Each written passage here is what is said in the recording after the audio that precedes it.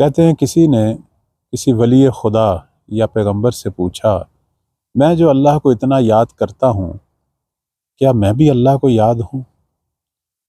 تو اس پیغمبر پر وحی آئی، پروردگار نے کہا کہ میرے اس بندے کو بتا دے کہ یہ جو تیری زبان پہ میرا ذکر جاری ہے، یہ میں ہی تجھے یاد کر رہا ہوں، کیونکہ بہت سارے لوگ ہیں جو میرا رزق کھا رہے ہیں لیکن مجھے یاد نہیں کرتے، چونکہ میں نہیں چاہتا وہ مجھے یاد کریں۔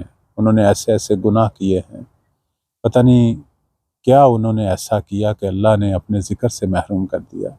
تو یہ جو تیری زبان پہ میرا ذکر جاری ہے، یہ اصل میں تو بھی مجھے یاد کر رہا ہے، میں بھی تجھے یاد کر رہا ہوں۔ آج ہم یہ جو مولا کو یاد کرتے ہیں اور ہمارے جوان بچے، بوڑھے، خواتین، مرد، یہ جو یا حسین کی آوازیں آتی ہیں، یہ جو اظہار محبت ہوتا ہے مولا حسین سے، یہ جو عشق ہوتا ہے اپنے مولا سے، بعض کا ذہن میں یہ سوال تو آتا ہے کیا ہم بھی مولا حسین کی نگاہ میں ہیں؟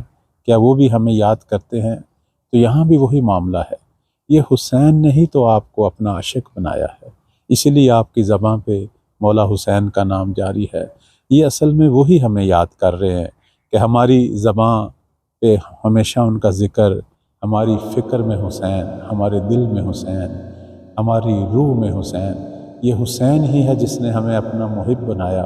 وہ ایسا محبوب ہے کہ پہلے خود محبت کرتا ہے، پھر اپنا محب اور عاشق بناتا ہے۔